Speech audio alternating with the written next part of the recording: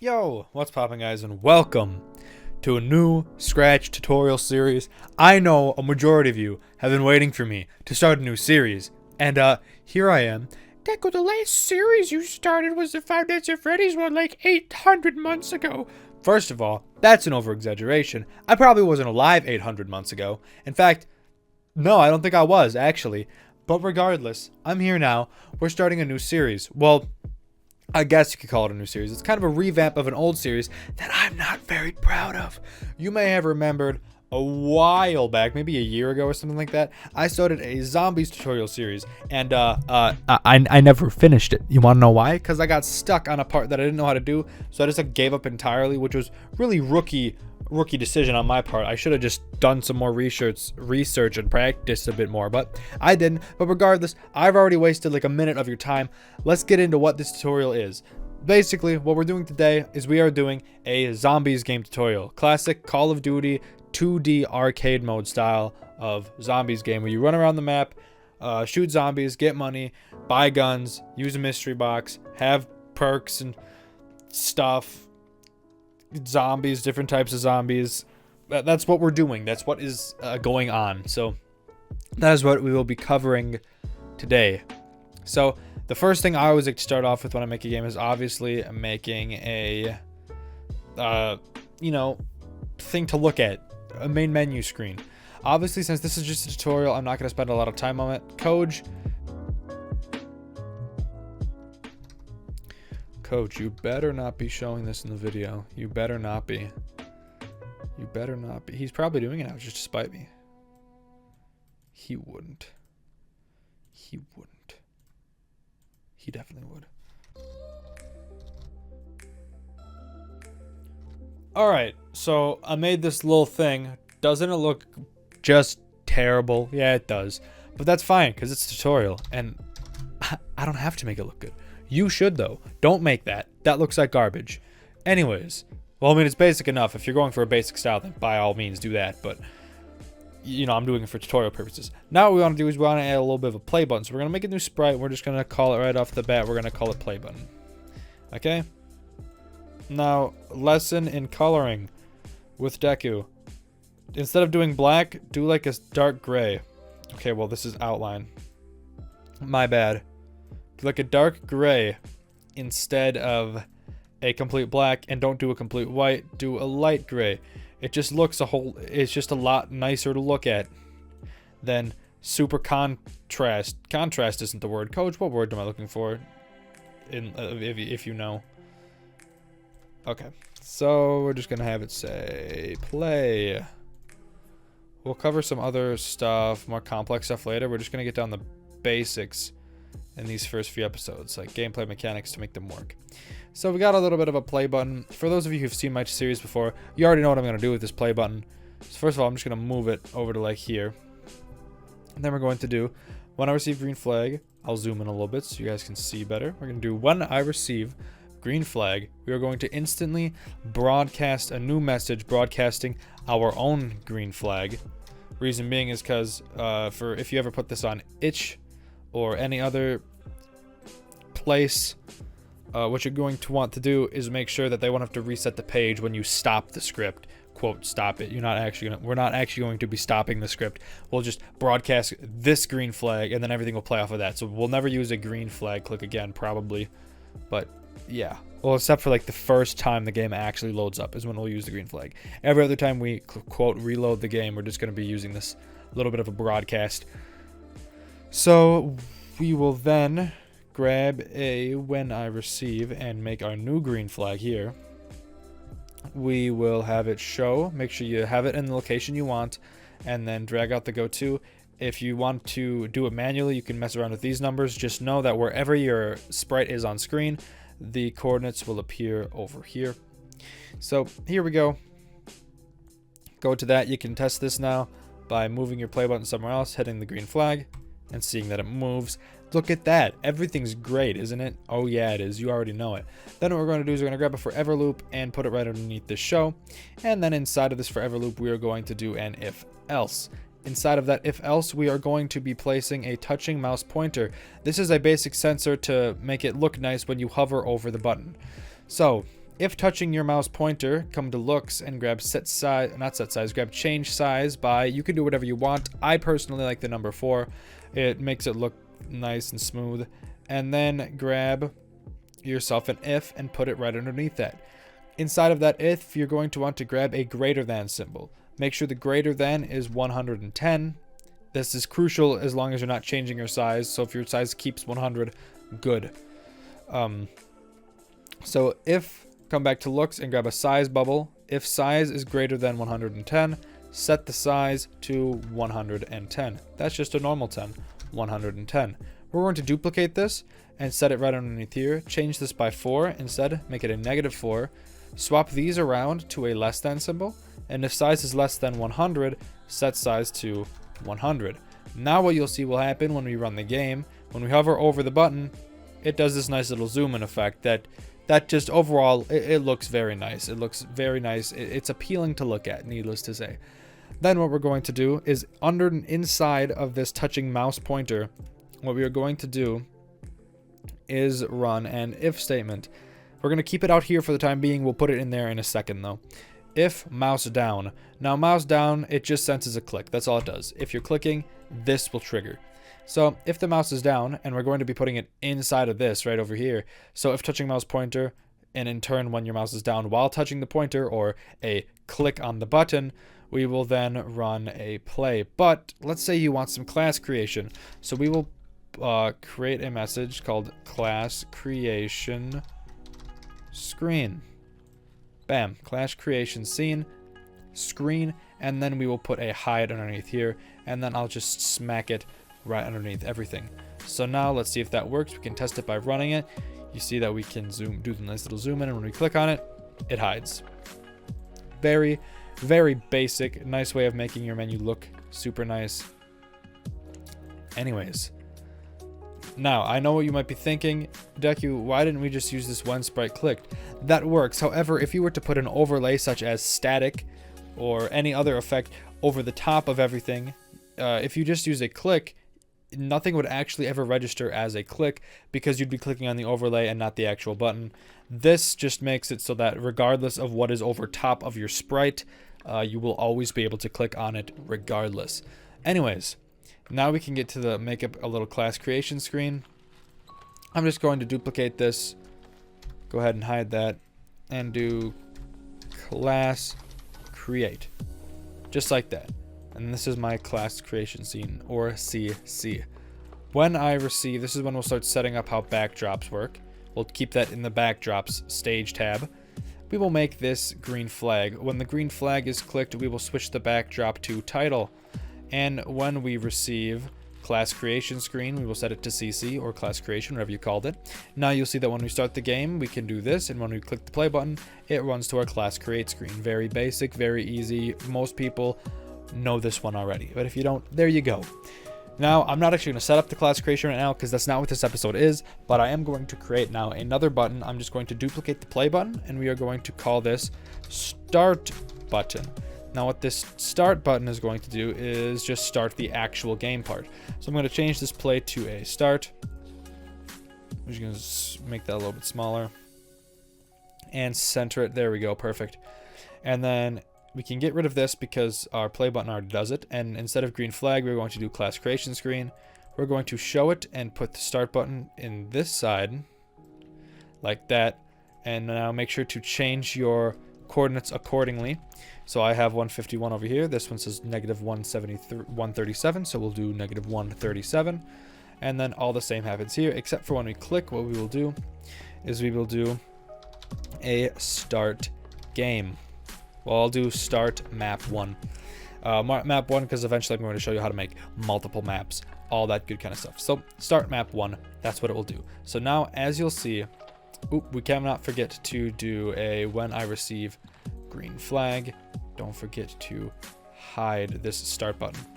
So now when we start the game, we have our play button. We click on play, class create shows up. With our start button, we have our little movement thing again. We click it again and it hides. Perfect. Now we get to the point where we are going to create our first map. What I'm going to do is I'm going to create a new backdrop for the map. here we go. This will be my little bit of a... This is what my ground is going to look like. Keep in mind it is top down. Coach, if you could find like a random screenshot or gameplay from a top down perspective, show that. If you can't, that's fine. Just say so. Just say like, I didn't feel like finding one. Just say that. That'll work. So we'll call this map 1 or whatever you want to call it. Maybe you only have one map. In that case, just map or something. I don't know. Entirely up to you. That doesn't matter too much. I'm going to do some design. Coach, if you could time lapse this or just skip through it, that'd be super nice.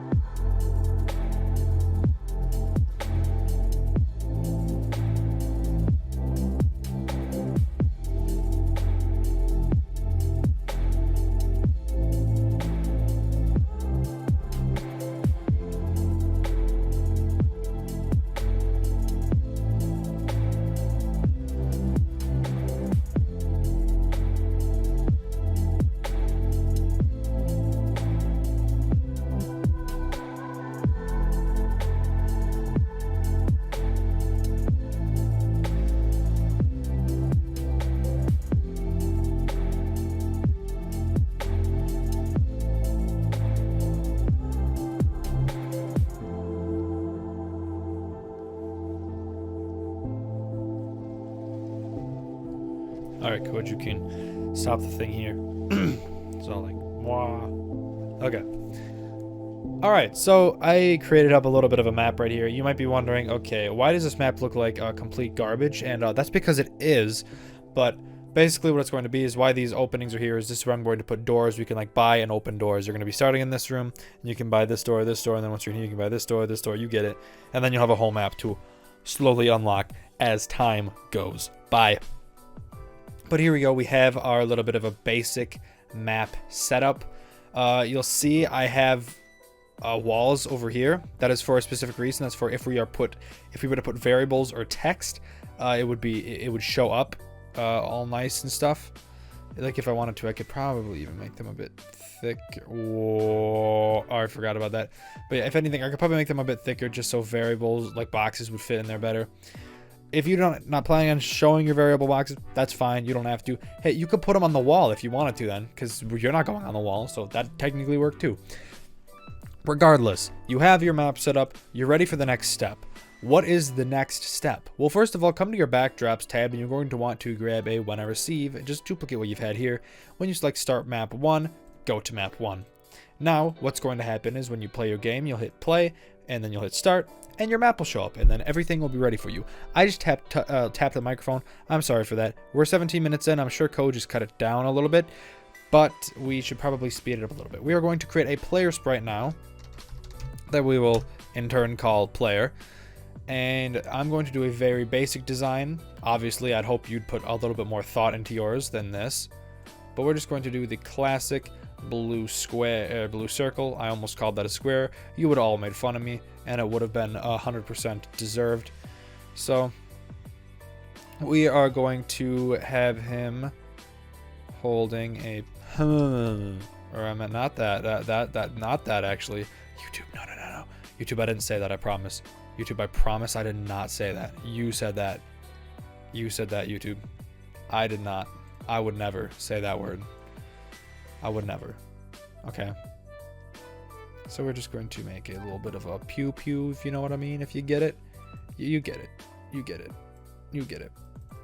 I'm not going to put a lot of time into it because, again, I'm just the tutorial man. I don't have to put a lot of time into it. But there. Okay, there he is. We're going to call this just as to characterize which weapon he is holding. He's kind of large compared to the map. That's fine, because we could always just like mess around with him. There you go. That looks fine. Or even a little smaller than that. Sure, whatever. That works. I think I'll actually do like a nice middle ground in between. And I'm doing that just by adjusting the little size box there. Make sure that he is centered. That's an important one. So now what we want is we are going to, inside of our player sprite, grab a when I receive green flag. Remember, not an actual green flag one, but our run receive custom broadcast one. We will hide.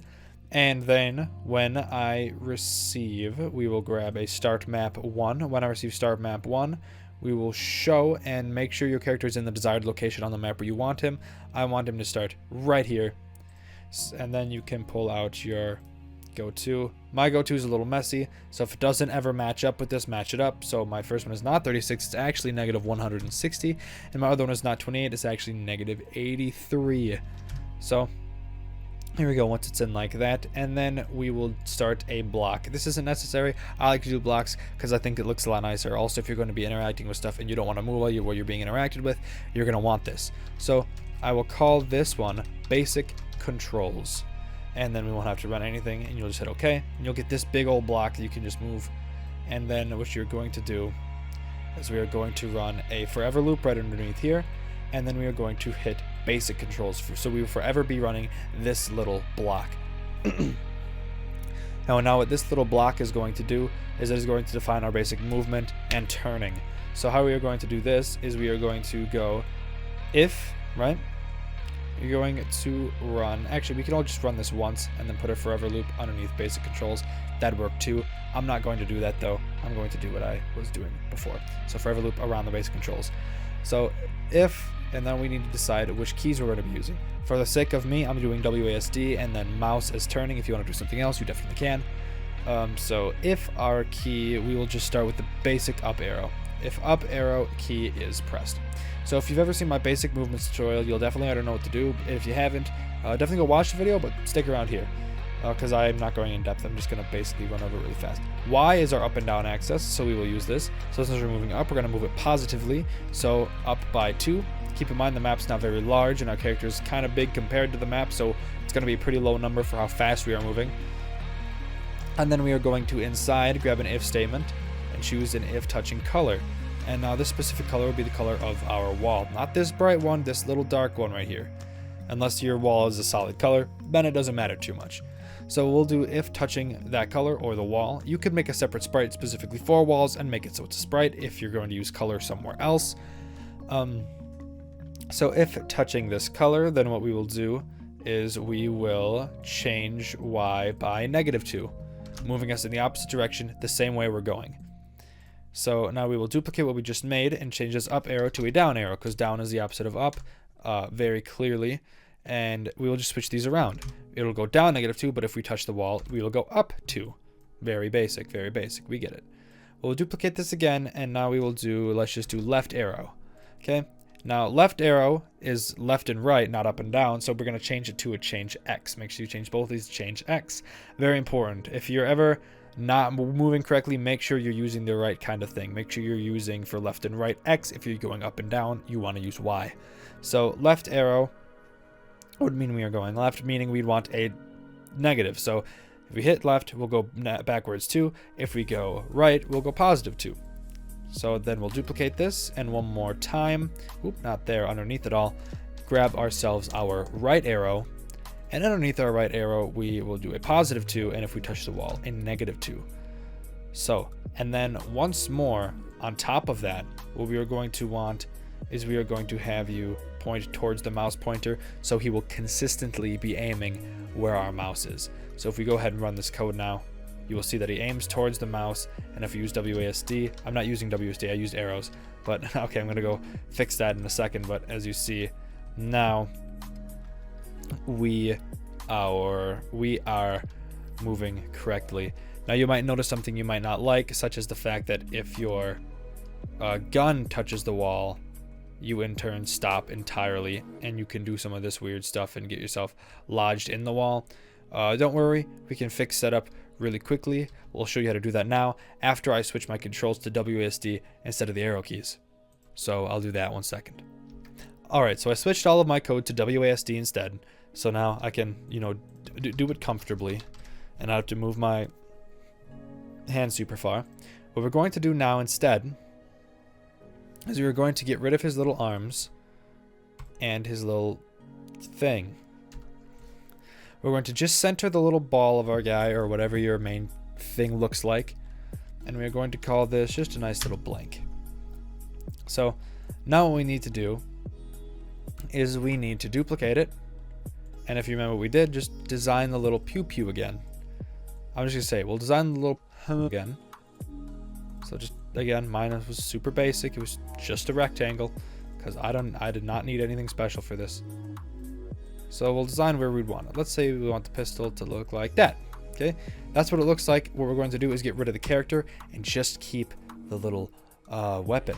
Okay, so now we will take this weapon and Control C, create a new sprite and call this sprite weapons. And then all you're going to need to do is Control V, and you see it places it in the right spot. You'll see it's not centered.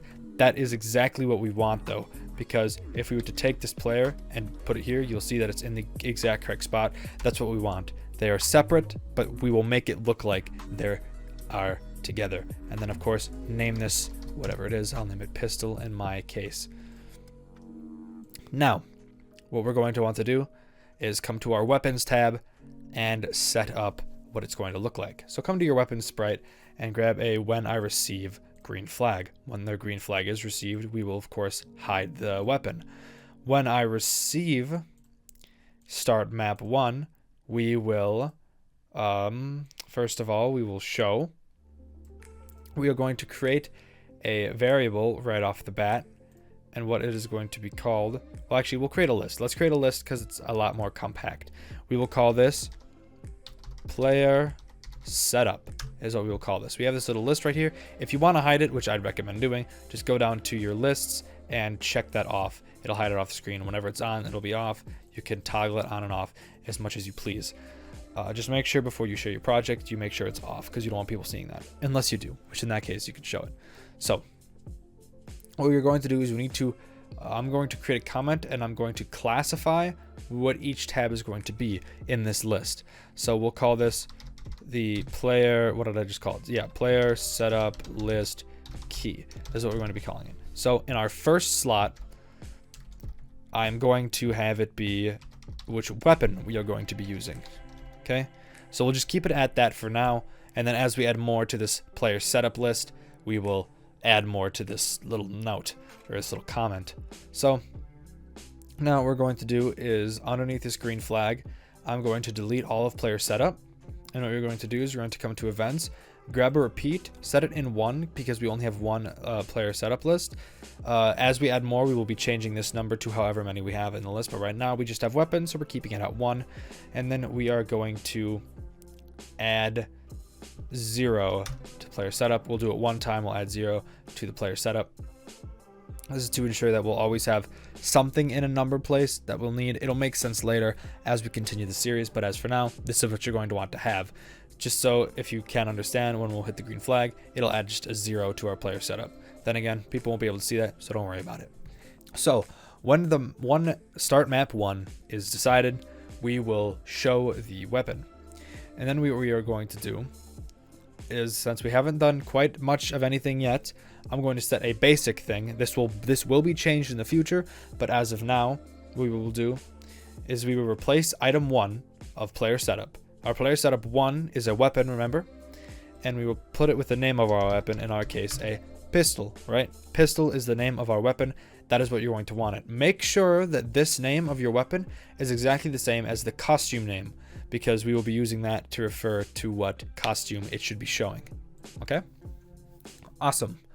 So replace item 1 of player setup with pistol. So now what you'll see will happen when we start up our game, if we take a look over here, we start the game and it gives us a 0 in our player setup at the first slot. Once we hit play and start game, it replaces 1 with pistol, letting us know to set it to a pistol. But how does it know to actually set it to a pistol? We're going to create a block. We just did this before, if you remember. We will call this one, we'll call it weapon basics. Let's just call it that. Weapon basics. You don't have to click anything here. Just click OK. Grab this big chunky block and put it over here. I'll move this comment a little bit. Move this over here. Okay. So put a weapons basic down here and then put a forever loop around that weapons basic. So now, what does weapons basic mean? All it will be is, first of all, we will switch our costume to, come down to your lists tab or your variables tab and scroll down a little bit. item 1 of player setup. Our item 1 is weapon, which means pistol. It will set the costume to pistol. See, it's spelled pistol here, and the costume name is pistol. It's very important.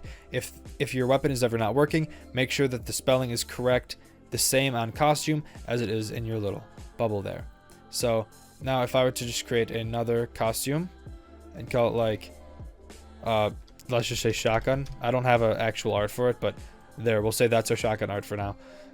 So you will notice that if I just show so this is the weapon right now, right? This is a little shotgun art. When we start the game, since we started as a pistol, it'll automatically switch itself to a pistol because that is what our code is telling it to do. Okay, awesome. Now what we need to do is make sure that we go to, so we will have you forever, since we already have it in a forever loop down here. This just needs to go to our player and point towards our mouse pointer, if that is correct, which I'm fairly certain it is. Now when we start the game up, just like that, we hit play and hit start. Look at that, our little weapon is in front of our player. Now you might realize, hey, why is it so far away from our actual player?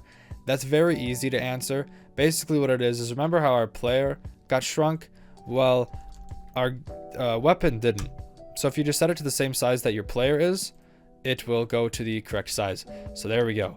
Now our weapon follows our player around. You'll see that it has this weird little kind of lag thing where it almost lags behind the player's movement a little bit. You know, honestly, that's just Scratch being Scratch, honestly. If anything, we could edit this block and make it run without screen refresh. That might change it a little bit. Nah, it didn't even do that. It's a hit or miss, honestly. Sometimes it does that little weird kind of lag behind the player, and sometimes it doesn't. There's nothing wrong with it. That won't affect anything, but just so you know. Now you'll see that our gun does not stop us from going through the wall, only the player touching it will. And that also stops us from doing that weird thing where we can bug inside of the wall. So there we go. Now we have a system where we can move around and aim our gun. By the way, if you did that, I'm going to turn off that run without screen refresh like we had it. I'm going to save it again. Now there we go. Now with the basic system, we can go through and navigate through these menus, summon into the game, move around, and aim our gun around. That is going to do it for this episode. This was this first episode was really just a basic start package to kind of tell you what was going on and get a little bit of a start into it, show you how the mechanics are going to work in a way. In the next episode, we'll actually start working on some interesting stuff. But yeah, that's going to do it for this episode. Thank you guys so much for watching this video. If you liked it, then like it. If you didn't like it anyways, because more videos to come soon. If things go to plan, these tutorial videos should be coming out every Tuesday, which is the day you're probably watching this on, unless you're watching it a different day, but this is the Tuesday's the day it probably came out. And Fridays, Tuesdays and Fridays is when you should look for this series to be updated. If it's not, I'm sorry, that's on me. But subscribe to the channel if you enjoy my content, that help me out a lot. Join the Discord link in the description. Thank you, Coach, to being our editor today. Thank you guys so much for watching. I'll see you in the next one. Peace.